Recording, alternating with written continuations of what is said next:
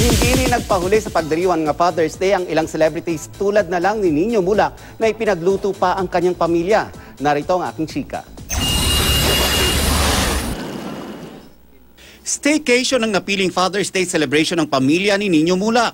Nag-enroll si Nino sa culinary crash course kaya ngayong Father's Day, siya ang nakatokang magluto. Nagpa-taste test pa muna si Nino sa kanyang lookalike na si Alonzo. This Father's Day, gusto niyang ma-impress ang kanyang pamilya sa kanyang lutuin, mula appetizer, pati tamang pagluluto ng steak.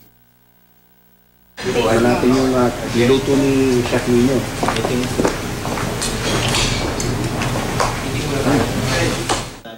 Hanggang dessert. At dahil araw ng mga daddy, present syempre si Daddy Alex ni Nino. Pawang matatamis ng ngiti ang sukli ng pamilya ni Nino sa kanyang pagod sa pagluluto. This one. Mami! I love you, love. Parang kayo lang, so I love you I love you, love. Lagi lang kami nandito para sa'yo. Thank you. Happy Father's Day. Thank you. Father's Day! Okay, I love you. Love you. Love you. Sa social media naman idinaan ng ilang celebrities ang kanilang pagbati sa kanilang mga ama. Ang mga anak ni Ryan Agoncillo na sina Lucio at Johan ay tinuturing daw na superhero ang kanilang daddy. Thank you, Daddy, for my super dad. Happy Father's Day! Happy Father's Day! We love you!